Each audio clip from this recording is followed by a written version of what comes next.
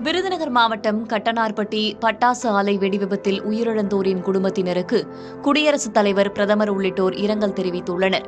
குடியரசுத் தலைவர் திரௌபதி முர்மு தனது இரங்கல் செய்தியில் பட்டாசு ஆலை வெடிவிபத்தில் ஏற்பட்ட உயிரிழப்புகள் மிகுந்த வேதனை அளிப்பதாக கூறியுள்ளார். இதேபோல இந்த விபத்து குறித்து வேதனை தெரிவித்துள்ள பிரதமர் மோடி, தங்கள் அன்புக்குரியவர்களை இழந்து வாடுவோருக்கு ஆழ்ந்த இரங்கல்களை தெரிவித்துக் கொள்வதாக கூறியுள்ளார். திமுக ஆட்சியில் பட்டாசு ஆலைகளின் விபத்துகளும் உயிரிழப்புகளும் தொடர்கதையாகிவிட்டதாக அதிமுக பொதுச் செயலர் எடப்பாடி கே. பழனிசாமி விமர்சித்துள்ளார்.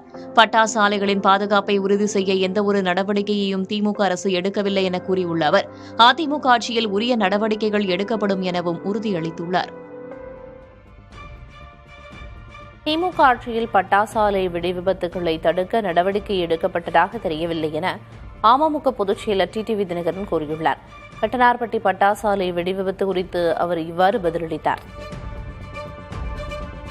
முதலமைச்சர் அங்கெல்லாம் போய் ஏற்கனவே இது பொருள் நடந்த பொருளாக பார்வையிட்டாரு. இது போன்ற மறுபடியும் நடக்காம இருக்கிறதுக்கு நடவடிக்கைகள் எடுக்கப்படும் சொன்னாங்க. ஆனா எந்த நடவடிக்கை எடுக்கப்பட்டதா தெரியல. இதுல அம்மா அவர்களின் ஆட்சி அமைந்த பிறகு உறுதியாக இது போன்ற விபத்துக்களை முழுமையாக தவிர்ப்பதற்கான அனைத்து நடைமுறைகளையும் மாண்புமிகு இபிஎஸ் அவர்கள் உறுதியாக எடுப்பார்.